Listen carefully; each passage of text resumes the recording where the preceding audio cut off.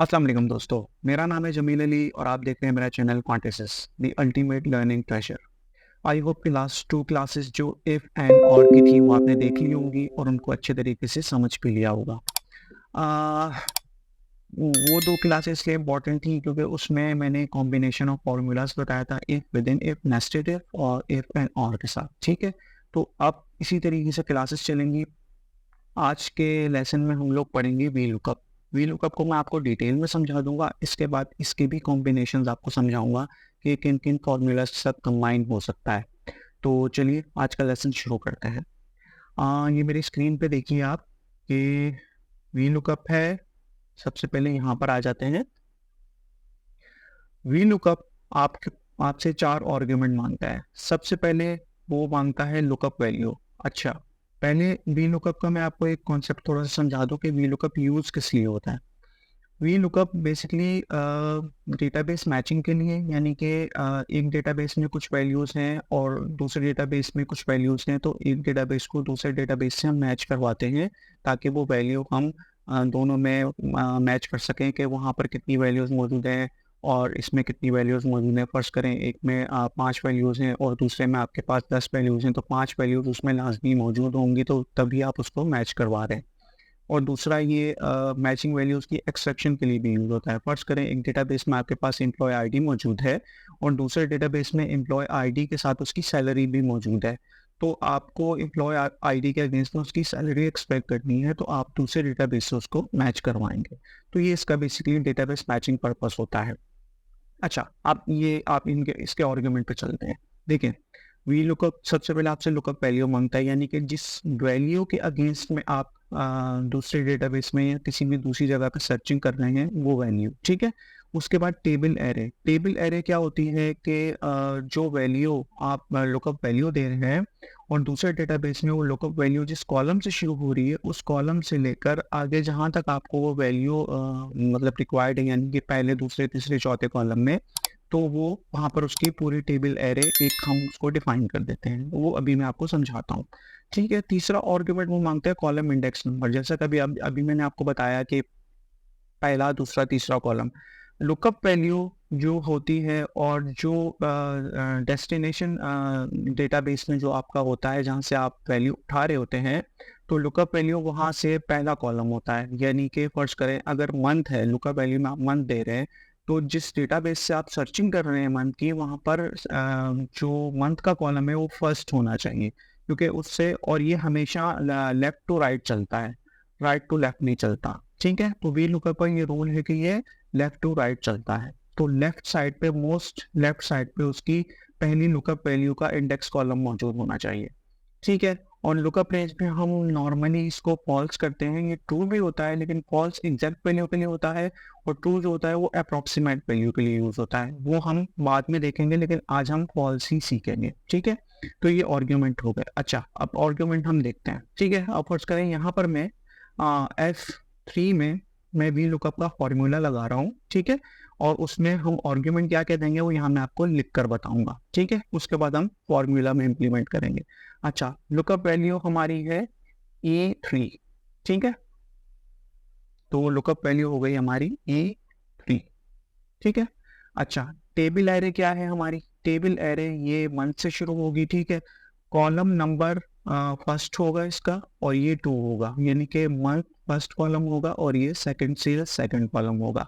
तो यहाँ पर B3 से लेकर और C14 तक की हमारी टेबल एरे होगी, जो कि यहाँ पर हम लेंगे। तो यहाँ पर हम क्या लिख देंगे? B3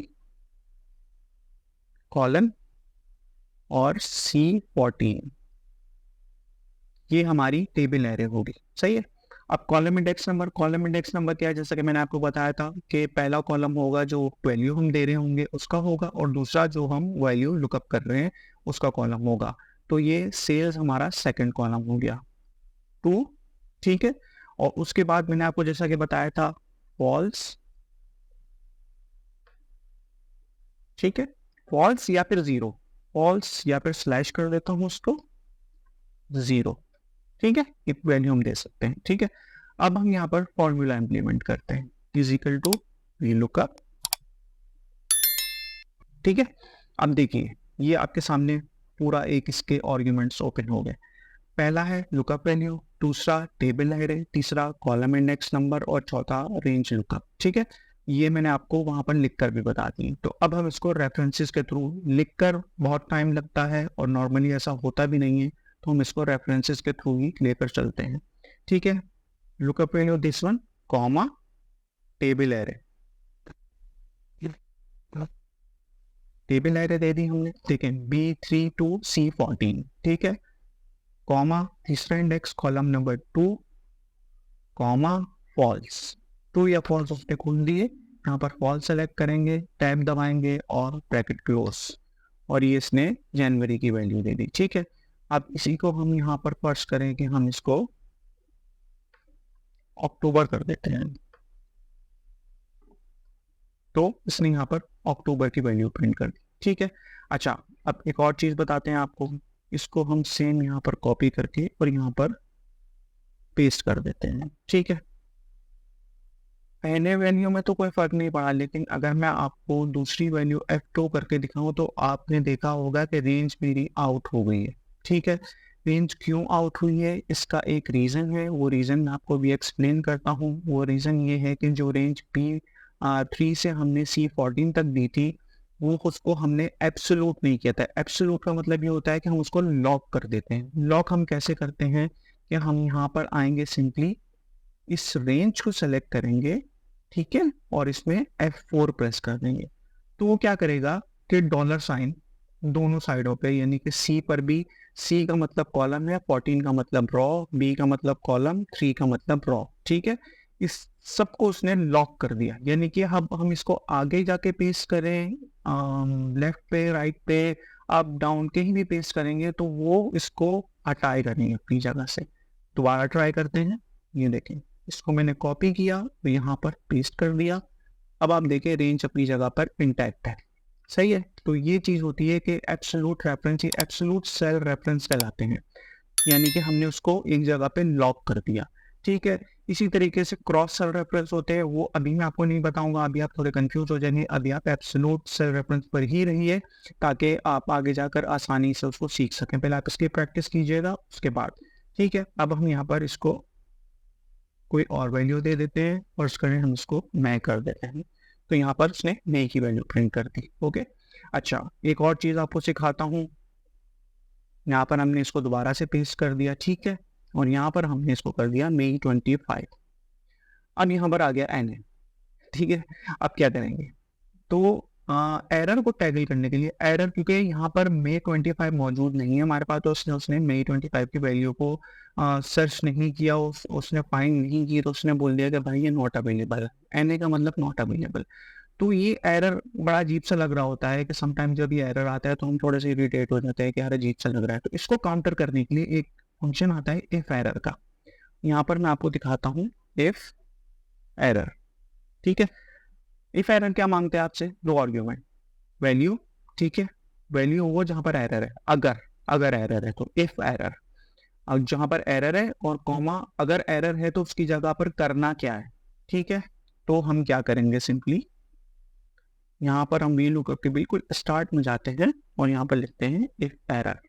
ठीक है, अब ये पूरा जो वी लुकअप का फॉर्मूला है ये हमारी हो गई वैल्यू। ठीक है, अब कॉमा करेंगे, कॉमा करने के बाद उसने वैल्यू नहीं फाइंड की तो हम उसको क्या देंगे, नॉट फाउंड। ठीक है, तो यहाँ पर इसने प्रिंट कर दिया नॉट फाउंड। तो इफ एरर का काम ये होता है कि कोई भी एरर आए, नम का एरर आए, वैल्यू का एरर आए, एनए का एरर आए, तो वो आपको इसमें नॉट फाउंड या कुछ भी वैल्यू आपको बता देता है वो, यानी कि एरर नहीं आता, अजीब सा नहीं लगता आपको। ठीक है, तो आई होप कि ये वीलुकअप का फॉर्मूला मैंने आपको आज अच्छे तरीके से समझाया होगा और आप लोगों की समझ में बहुत अच्छे तरीके से आ गया होगा। अभी नेक्स्ट क्लास में हम जो है इसी को वीलुकअप को, या तो वीलुकअप को डिस्कस करेंगे या फिर जो मैं आपको प्रीवियस फंक्शन पढ़ा कर आ चुका हूँ, लेफ्ट, राइट, मिड, फाइंड, ये जो मैंने आपको पढ़ाए थे, मैं इसमें आपको जो है थोड़ा सा ब्रीफ करूंगा, उसमें मैं आपको कॉम्बिनेशन सिखाऊंगा, क्योंकि अब हम इंटरमीडिएट लेवल पे आ चुके हैं तो हम इतना कर सकते हैं कि हम फार्मूलाज विद इन फार्मूलाज सीखें, क्योंकि अभी से ही हम एडवांस की प्रैक्टिस करेंगे तो आगे जाके फिर हम सम इफ्स वगैरह के फार्मूलाज और एक्स लुकअप और उसके अलावा जितने भी एडवांस फार्मूलाज हैं उन पे हम जा सकेंगे। ठीक है, तो आई होप कि आपकी आज की वीडियो आपको पसंद आई होगी। अगर वीडियो पसंद आई है तो इसको लाइक कीजिएगा, चैनल को सब्सक्राइब कीजिएगा और अपने दोस्तों में भी इसको शेयर कीजिएगा ताकि लोग इससे ज़्यादा से ज़्यादा मुस्तफ़ीद हो सकें। तो अब तक के लिए मुझे इजाज़त दीजिए, तब तक अपना बहुत ख्याल रखिएगा। टेक केयर एंड अल्लाह हाफ़िज़।